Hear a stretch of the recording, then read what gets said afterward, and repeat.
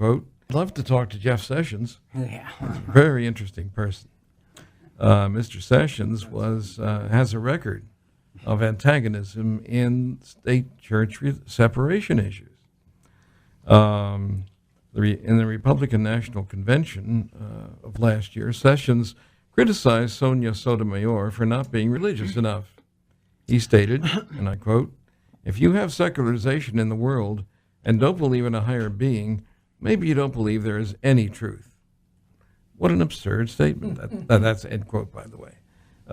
What an absurd statement, because everyone is anchored to the truth of the world as we encounter it.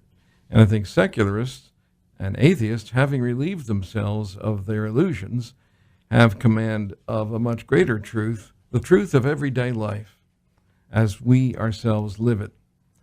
And so his argument is actually an absurdity and an insult to the rest of the world's population. At the Conservative Faith and Freedom Coalition's Road to Majority conference in 2016, Sessions said, in talking about Sotomayor again, "This is a postmodern, relativistic, secular mindset, and I believe it's directly contrary to the founding of our republic. This in spite of the fact that the founders of the republic went to a great deal of trouble to ensure that it would not be religious in content. You'll find very few religious references in the Declaration of Independence, and none at all except for the date in the Constitution."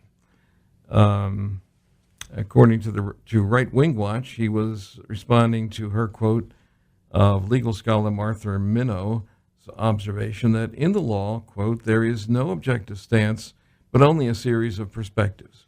No neutrality, no escape from choice in judging, and acknowledgement of the hidden assumptions and biases that all judges bring to the law. This is a reasonable assessment of what it means to be a justice."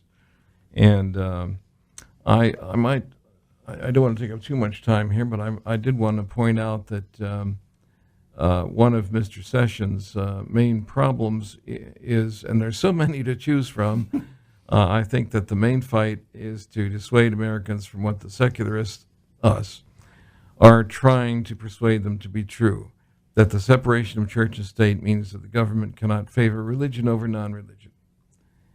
And I will continue to persuade people that that is true, and I will persuade them on the basis of our own history. So, and I think we should all study history and determine that for ourselves. It's out there. It's easily accessible. Google it.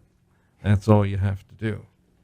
There are a variety of other things, but this is the office that the Attorney General holds is very important, as he's in charge of the administration of the justice system in these United States. That includes the FBI, the Drug Enforcement Administration, the Bureaus of Alcohol, Tobacco, Firearms, Explosives, prisons, justice programs, and a long list of other agencies, and all of which have a definitive bearing on how we live our lives.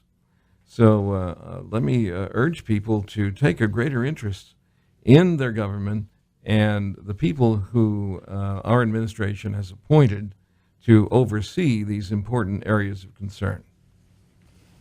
Anything to add, Joe? So I wait your criticism. Well, it's not hard to be critical of Jefferson Beauregard Sessions, his attempts to reinstitute the drug war. But why in the world would you do that, particularly at a time when it's finally becoming clear that the whole drug war was a scam from the beginning? Ehrlichman has come out and admitted that Richard Nixon said word for word, we're going to make drugs the number one enemy, public enemy number one, and not because it's dangerous. His own research showed that it wasn't, but because it was an effective way to keep their fist around the throat of the hippies and the blacks and various minorities and the Black Panthers and anyone else, and it's been very successful at that. It's disrupted the entire black society. It's broken up entire many kinds of different resistance groups. It has certainly filled the prisons to overcapacity. We have more people in prison in this country than any. Except a few of the third world countries. We're just way over the top. And we're finally getting away from all of that. Finally stop destroying families and denying people the right for a place to live or the ability to get an education or to borrow, to make a student loan. And then along comes JeffSessions, who appears to be in the pocket of the private prisons. Obviously, Nixon had a political motivation in doing what he did. He was trying to keep himself out of prison. And incidentally, which segment of our population has the highest percentage of religious belief?